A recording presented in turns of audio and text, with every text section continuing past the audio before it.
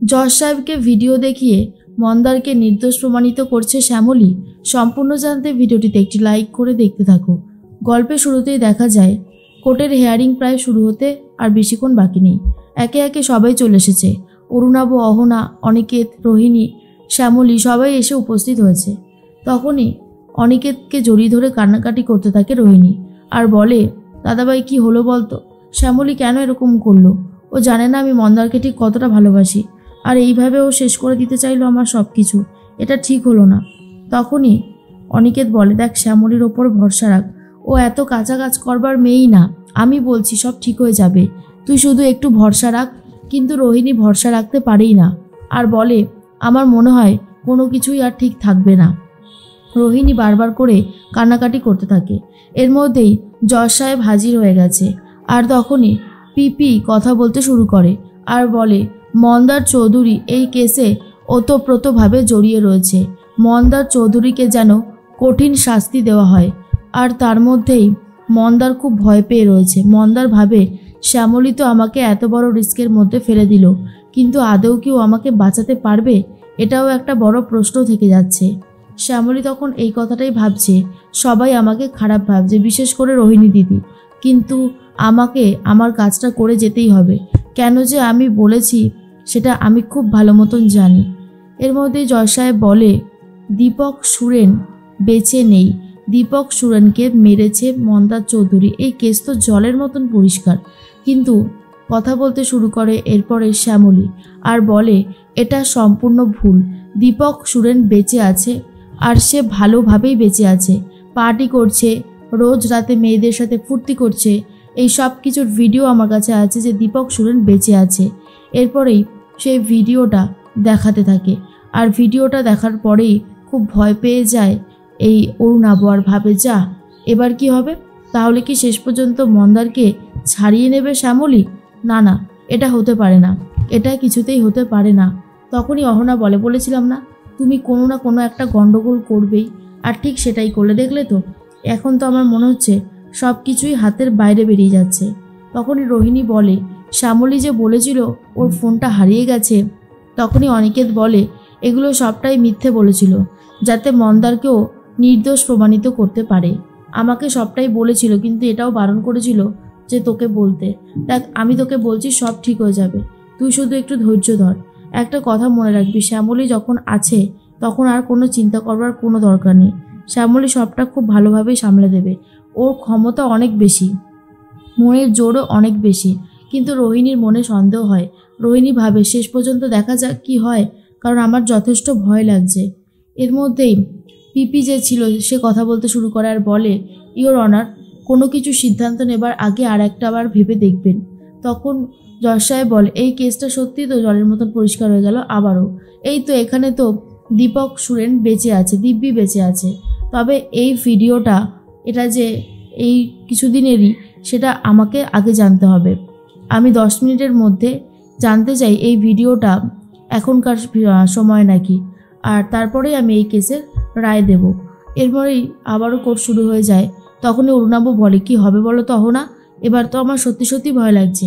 অহনা তখন বলে, আর ভয় পেয়ে কী লাভ? যা হবার সেটা তো হয়েই গেছে, তাই ভয় পেয়েও আর কোনো লাভ নেই। একটু শান্ত হয়ে থাকো, দেখা যাক কী হয় শেষ পর্যন্ত। জজ সাহেব এসে বলে, এই ভিডিওটা এই সম্ভবত 2-3 দিনের মধ্যেই, আর এটা যে সত্যি সেটাও প্রমাণ হয়ে গেছে। তাই মন্দা চৌধুরীর বিরুদ্ধে আর কোনো রকমের কোনো কেস থাকে না। কিন্তু পিপি তো সেটা সহ্য হচ্ছে না আর বলে, কেন ইওর অনার? এই যে মন্দা চৌধুরী দীপক সুরেনকে যে মারতে চেয়েছিল, এটাই বা কম কিসের? এটাই তো একটা অপরাধ, তাই না? তখনই শ্যামলী ভাবে, মহেশ্বর এটা কি হচ্ছে? আমি তো এরকম কিছু ভাবিনি।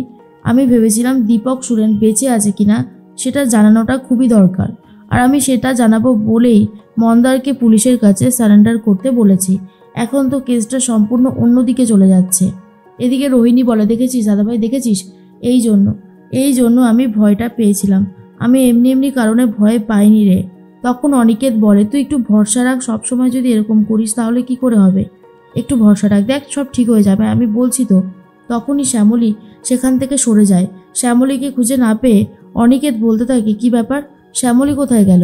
সত্যি এই মেয়েটা যে কি করে না বুঝতে পারি না। এবার কি হবে? আমি একা একা ওকে সামলাতে পারি? অরুণাভ বলে, এইবারেই হবে আসল মজা, বুঝতে পারলে অহনা? অহনা তখন বলে, দাঁড়াও, এত এক্সাইটেড হওয়ার মতন এখনো কিছু হয়নি, কারণ বহুবার এরকম হয়েছে, কাণ্ড ঘটিয়ে ফেলেছি, সব কিছু ঠিক আছে কিন্তু আবারও সব কিছু বিগড়ে গেছে। তাই বলছি যতক্ষণ না কাজটা হচ্ছে ততক্ষণ আগে থেকে বেশি বাড়াবাড়ি করো না, সেটা খুব একটা ভালো হবে না, বুঝতে পারলে?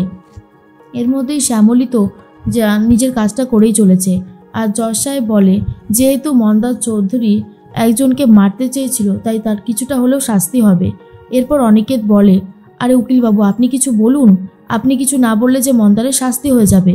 তখনই উকিলবাবু বলে, মানে মন্দারের উকিল বলে, দেখুন অনিকেতবাবু, ওনার যে শাস্তি হবে না সেটা আমি কখনোই বলতে পারি না জোর দিয়ে। উনি একজনকে মারতে চেয়েছিলেন, তাই শাস্তি ওনার কিছুটা হলেও হবে, তবে কিছুটা কম হবে, হয়তো বেশি শাস্তি উনি পাবেন না। আর এটা শোনার পর রোহিণী তো ভীষণই কান্নাকাটি করতে থাকে আর বলে, এটা হতে পারে না, এটা কোনোভাবেই হতে পারে না দাদাভাই। মন্দার ভাবে তাহলে কি শেষ রক্ষা হলো না? শ্যামলী কি হেরে যাবে? শ্যামলী হেরে যাওয়া মানে তো আমিও হেরে যাব, কিন্তু আমাকে কিছু একটা করতে হবে। কি করব আমি এখন সেটাই ভাবছি।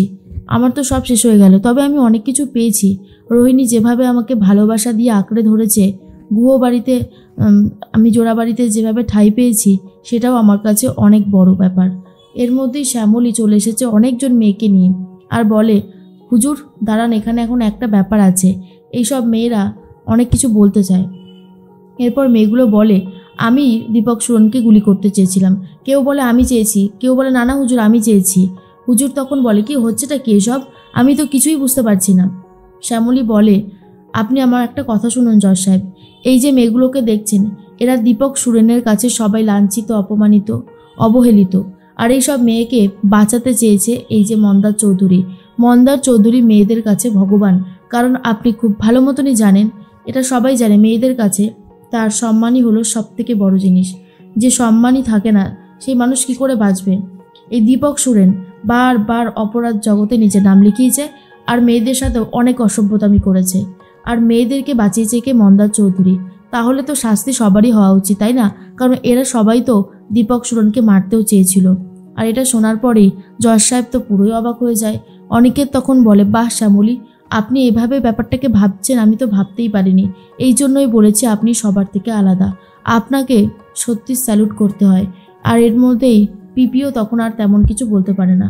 মন্দার বলে, শ্যামলী আমাকে নির্দোষ প্রমাণিত করার জন্য এতটা উঠে পড়ে লেগেছে, আমি সত্যি ভাবতে পারছি না যে আমার জন্য কেউ এইরকমভাবে লড়ে যাচ্ছে। অনিকেত রোহিণীকে বলে, দেখলি তো, আমি বলেছিলাম না, শ্যামলীর ওপর ভরসা আর বিশ্বাস রাখ, ও সত্যি ম্যাজিক জানে। এই কথাটা তুই জেনে রাখ, ও ঠিক মন্দারকে নির্দোষ প্রমাণিত করবেই। দেখ না, শেষ পর্যন্ত শেষ রক্ষাই হবে।